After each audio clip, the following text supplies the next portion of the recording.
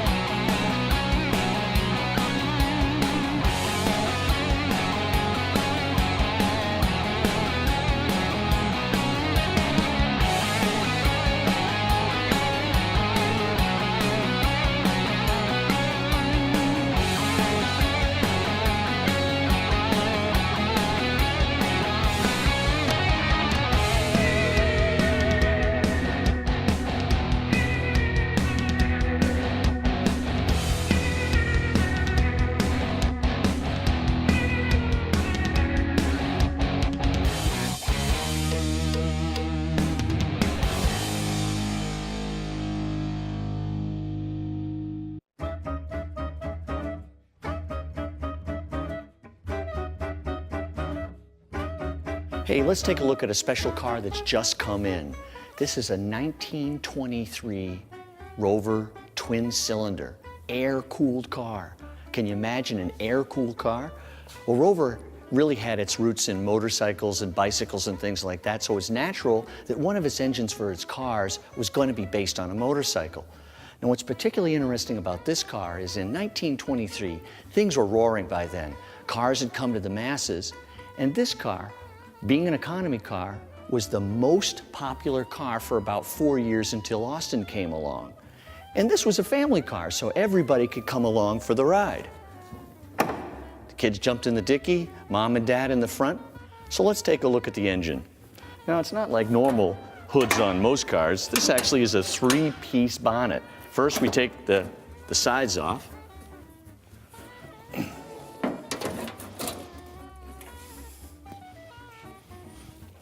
So quite an effort to open the hood, as they might say here. And what we've got here is an opposing twin air-cooled engine. Now, it was rumored that these heads glowed in the evening when you drove this. Basic intake, gas tank above the engine, a wood separator between you and the engine. Quite a basic car, very popular. In just a few years, they made over 17,000 of these. The Rover was a pretty austere car. It didn't have gauges. It pretty much was clutch, brake, and shifter and steering wheel, and that's the extent of what controls and things that you had to operate the car. But it did have a nice little convenient top that you could easily put down when it was sunny or the moonlight was out to take a drive. We're going to be working on this car and hopefully have it running later in the season and take her for a drive.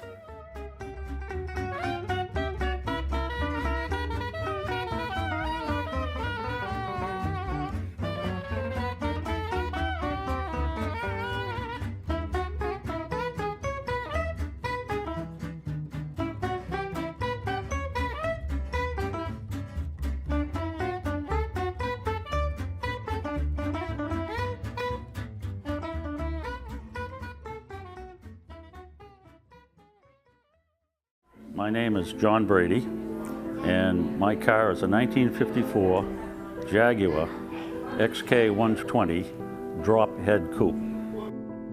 I became passionate about Jaguars, and I've learned how to say that correctly because I lived in England for 3 years. I like to leave my car uncovered in my garage because it's such a beautiful car, and it is a thrill to walk out and take a look at it and get in it, open the garage door, and take a ride. It's just absolutely, you know, it's a thrill. It's still a thrill. Every time I take it, I love driving it, and I am passionate about it, as you can tell. And it's just, it can keep up with modern traffic. It goes along very nicely at 75, and that's about today's speed, you know, in traffic.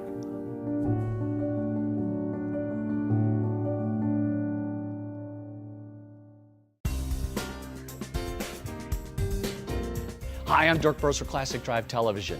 In the 1930s, the running board era reached the pinnacle with this 1933 Marmon with a V16 engine. This car has a particularly interesting history. It was actually burned or set afire by an angry wife whose husband had spent the money on this car instead of a new kitchen for her. Join us for cars like this and others on ClassicDriveTV.com or join us on our Facebook page.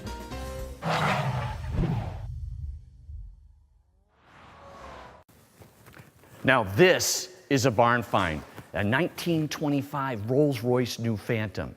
But more about that in a minute. Rolls-Royce, when it was founded in 1906, was not just a car company, it was the car company. It built some of the best and most luxurious cars at the time, and it engineered engines that held land, air, and speed records simultaneously at one point. The Rolls-Royce cars were prestigious and have a storied history. We're going to learn more about this barn find in a moment.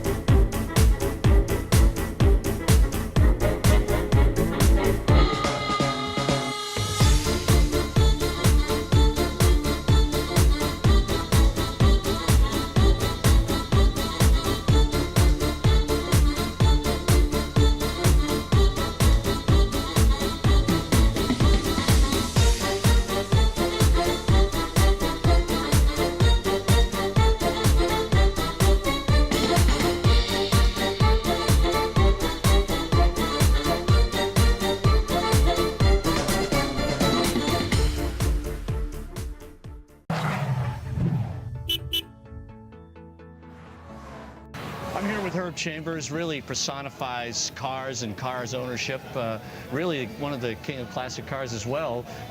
Herb, thanks for joining us, really appreciate it. Well, thanks a lot. I appreciate you guys coming.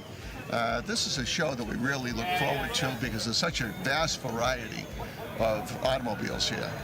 And there's hot rods, and then there's classic cars, and I have a tremendous passion for automobiles. Obviously, I'm in the business, but there are people in the business that aren't crazy about it. I am. And I personally collect cars. The Ferrari over here, the LaFerrari, is mine. And I just think it's a great exposure for people to see the automobile industry for what it truly is. And it's an amazing business.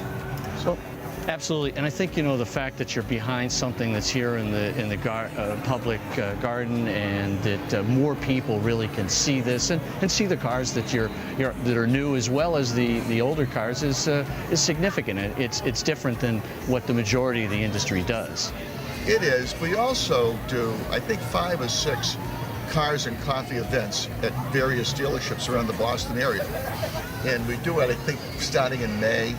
And there's 6 or 7 shows, and they're not something where you go to win a trophy or something like that. It's just you want to be with people that enjoy the same things that you do.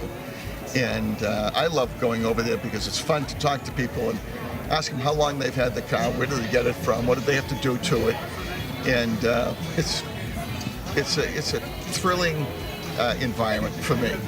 Absolutely.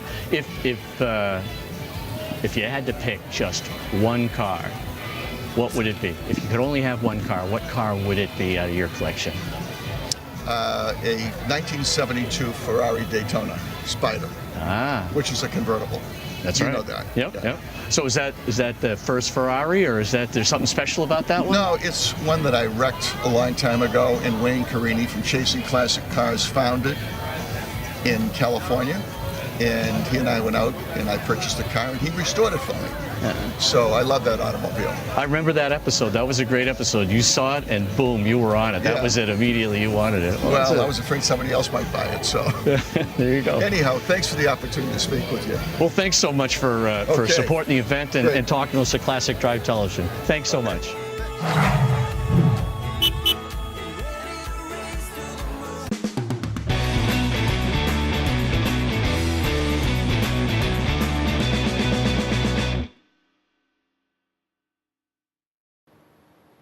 Hi, we're in the shop and we're gonna work on that preservation project we've been talking about. Today we're gonna buff out the paint. We're gonna try to bring the best shine we can out of this old red paint. But first, we're gonna have to choose the chemicals and things we're gonna work on. We're gonna first start with a rubbing compound and the white polishing disc. We're gonna move over to the polishing compound with the gray disc. And finally, we're gonna wax out our project using a high quality fiber cloth. One of the first things we need to do is think about where that polishing compound is going to end up. And if we pre-mask using painter's tape, things like door jambs, trims like that, it's going to be a much easier cleanup job. There's that tendency just to jump right in and start doing it, but I can tell you, you'll spend a lot more time cleaning out the crevices of rubbing compound if you don't mask. So we're going to start with adding a little rubbing compound directly to the fender. Small amount. We'll take, make sure you're wearing rubber gloves. You don't need this in your fingernail. We're going to gently put a little bit of polishing compound around the area, and then we're going to use our polisher. So you can use any polisher. We're using an auto body polisher, but even a polisher from your favorite chain store is going to do the job. The key to this is not bearing down and make fluid moves and don't stop in any one place, or you could wipe out that thin paint. Okay, now we're going to put some finishing compound on this, or polishing compound. It's really much the same process as the rubbing compound. Really, this is taking it to the next level, kind of like a 600 grit, 200 grit sandpaper. This is more like 5,000 grit. So we switch the pad to the gray pad, and this is going to give us more of a swirl-free effect on the finish and do the quiet. Again, very important not to ever bear down in any one place. Very easy to rub through the paint.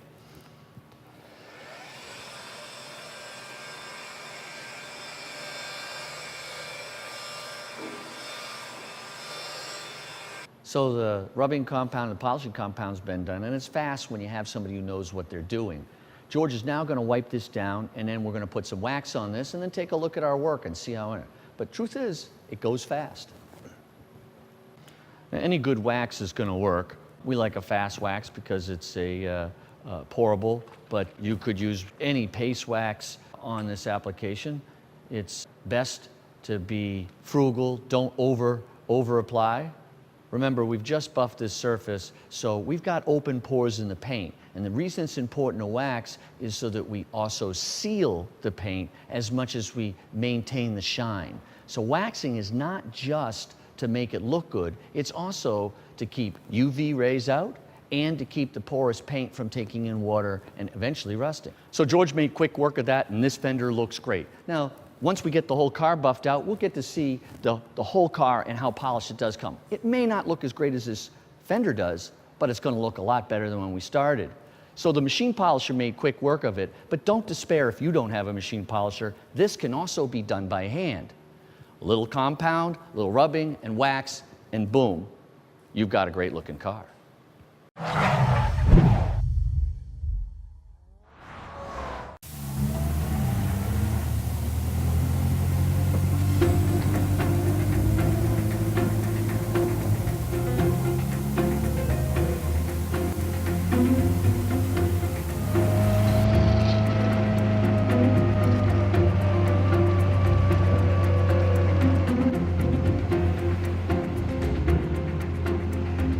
Hey, what a great day to be on top of the world here in central Massachusetts atop Mount Wachusett.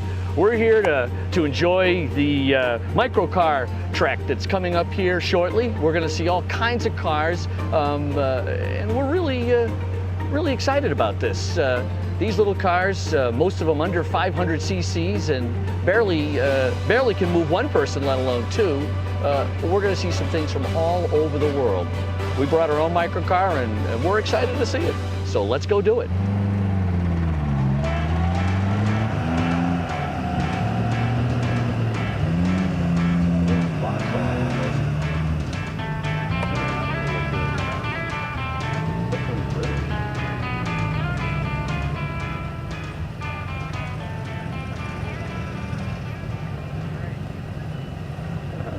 Hey, we're at the top of Mount Wachusett, and we're here with John Schomitz, and we're looking at his 1970 two-cylinder Subaru. It's a microcar that's made the climb with a whole bunch of others, and we're going to talk to him a little bit about the car and find out more about it. John, welcome to the show. Thank you.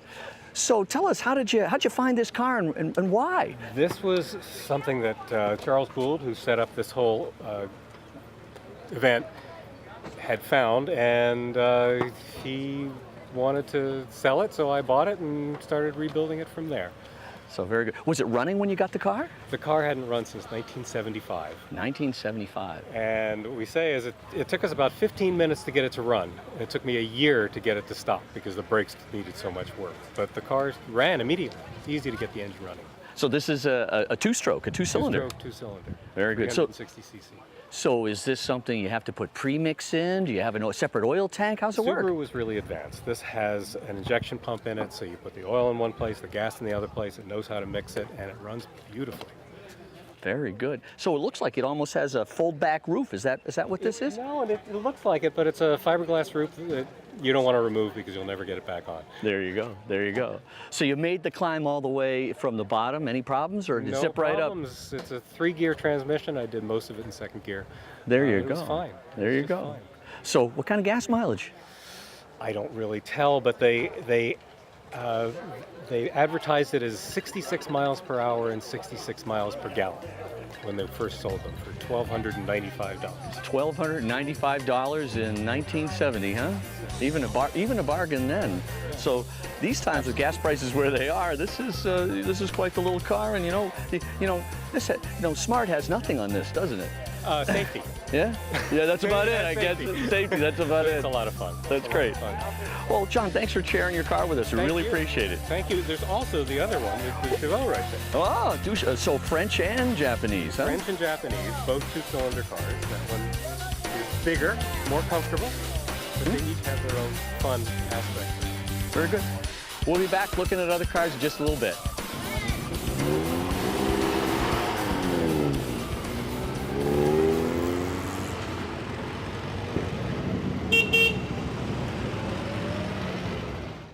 Hi, we're here with Charles Gould and his 1955 Messerschmitt. Now, he's the undisputed champion of microcars, and he's arranged this gathering to really show what it's all about. Chuck, great, thanks for talking to us, and what a wonderful car. My pleasure. Well, tell us a little bit about this. So this is a 1955 Messerschmitt. It's called a Kabinen Roller, which translates out into an enclosed scooter. Ah. And this is a original car. It's never had anything done to it. Original paint, original mechanics, and original tires on this car. Is that right? Original tires. Well, wow. So it's a two-passenger vehicle, I see, and top speed? It'll do 62 miles an hour, but Really? a lot slower uphill and a little faster downhill. Ah. We'll top that on the mountain road. There you and it's go. actually designed for 2 adults and a child. If you scoot over, you can fit another child in the back Is as well. that right? Well, I guess safety was a different thing in 1955. Yes, it was. No, what size engine? 191 cc. 191. Single-cylinder, two-stroke that makes 9.5 pounding horsepower. Wow. So it's a raging bull. It really is. Yep. That's great. It's the big block. Well, I can't thank you enough for arranging all this and having all these eclectic cars show up. I mean, someone's got to keep the spirit, and truly, you really do keep the spirit. Thank you very much. I appreciate that. Hey, it was great chatting with you. Hope we chat again. My pleasure. Thanks again. Please don't step on the car. There you go. Well, there we have it. Micro cars and Charles Gould, the undisputed heavyweight champ. We're going to be back after we see a few more cars.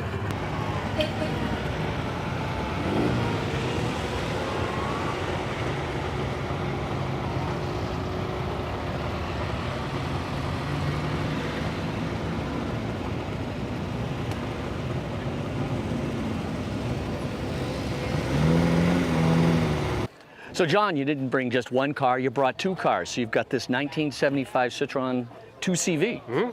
So why? Why? Because I have two cars, and this is the day to get them out and up the hill. There you go. They're a lot of fun, and they're very different in the way they feel and ride. So you've got Japanese in the Subaru, you've got French in the Citroen. Yes. What is this your first French car? This was my first microcar. It's not my first French car. I owned Renaults back in the day. Okay. So I always enjoyed them. But when the twins were born, I couldn't figure out how to get car seats in the back of my MGB GT. So I figured, well, I'll go out to the Citroen car show and see whether there's anything. All right, so as long as it's eclectic, you're going to have it. Is that yeah. it? There you go. Well, it's as a toy, yes. Yeah. Absolutely. So what does this run? What does this have for an engine? This has a horizontal opposed, 2-cylinder, 4-stroke air-cooled engine. Ah, very good. So it's a boxer engine almost. It's a boxer engine, 600 cc, about 26, 27 horsepower. But it still goes 70 miles an hour. Well, comfortably. They're famous all over the world. You can't miss the thing. It's almost like the VW Bug in that you can immediately recognize it even from a distance. Absolutely. This is the anti-Bug because this was designed during the war. That's right. In secret. That's right. That's right. Yeah. Well, another great car that John owns. We're happy to have seen it, and we're going to go find some other cars and some other owners to talk to. Be right back. Thank you.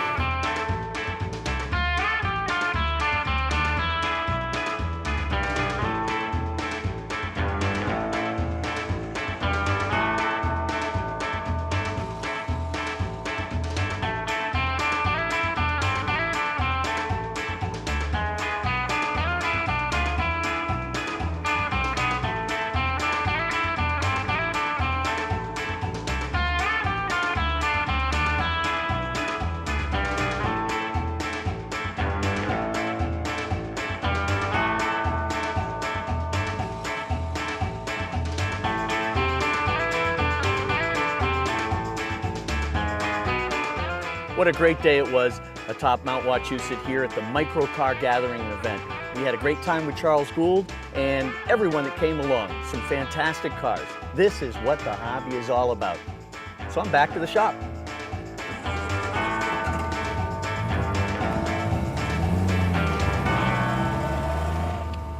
Hey, we're in the shop and we're going to check in and see how Steve's doing on the Land Rover. Now, he decided we really needed to replace the clutch and brake master cylinder, so he's done that. He's got this in along with new pipes.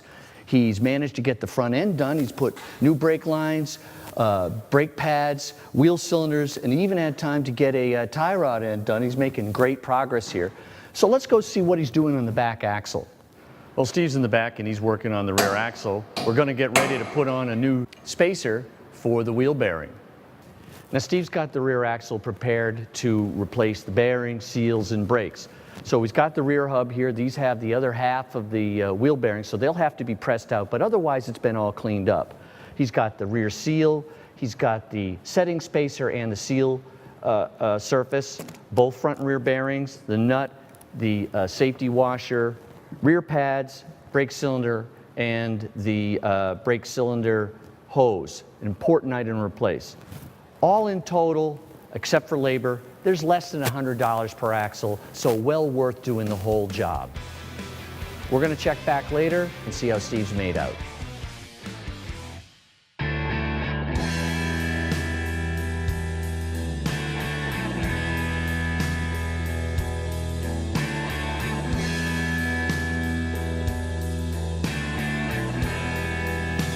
My name's Eli English. I have a shop in Pittsfield, New Hampshire. It's called Traditional Speed and Custom. Well, it all started for me. My grandfather was a collector of Model Ts and he restored quite a few of them. And I remember probably when I was about 4 or 5 years old riding with my grandparents in a Model T. I actually went to art school and decided school wasn't for me, and then I took a job in a body shop and I loved it. And I had always had old cars. My first vehicle was a 55 Ford F100. So I kind of started in that direction. I started doing a little bit of hot rod stuff to it. And then I kind of followed it. Went to work in collision repair, but the whole time was doing side work working on hot rods. And then I went to go work for Jim Lowry's Auto Restoration, which predominantly did really high-end hot rods and restorations. So I worked for him for about 10 or 11 years. and then decided to go out on my own because I want to put my own spin on it and kind of use my art background to kind of go in a different direction. Whereas before we were doing really high-end, really high-quality, very highly finished cars, I had a passion for survivor cars. In other words, cars that were barn finds and putting them back together the way that they were. So I kind of went in that direction with it and then kind of built it back up to do the high-end cars as well with kind of an underlying thing of traditional survivor hot rods.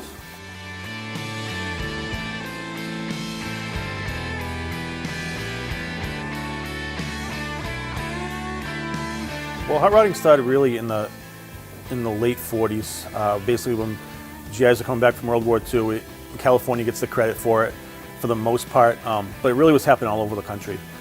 And basically, a hot rod is a stripped down everyday driver vehicle, mainly coupes and roadsters, occasionally sedans, but they were mainly stripped down so they could go fast. They were started as racing on the salt flats was kind of a big thing in the early days of it, and then it kind of morphed into street cars, street racing, and then in the 50s they went to drag racing, and it kind of evolved from there, and it's always been it's a whole subculture really.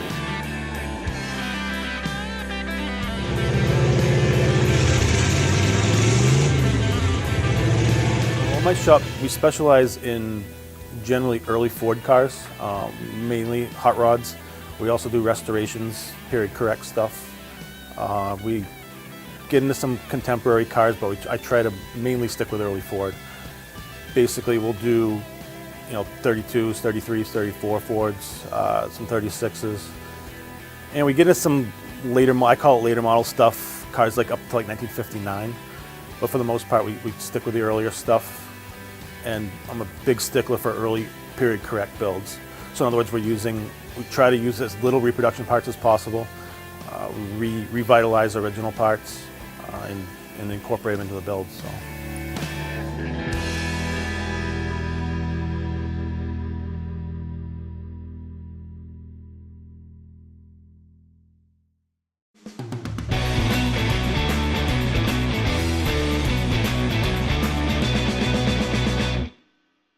Hi, I'm Mike from Evans Coolant. I'm here with Dirk Burrowes in his garage, and we just converted this 1949 Rover. And Dirk, now that we've permanently preserved this classic, what do you think? Well, it was simple, it was easy, just follow the directions that came along with the waterless coolant. And I'm looking forward not to having these kinds of problems with less than 500 miles on my Classic, gumming up and losing water pump. Mike, where can I find this? You can find it pretty much anywhere, Amazon.com, Summit Racing, but I would start at evanscoolant.com. Terrific. Hey, make sure to see the full episode of Classic Drive Television where we convert over the Rover to waterless coolant.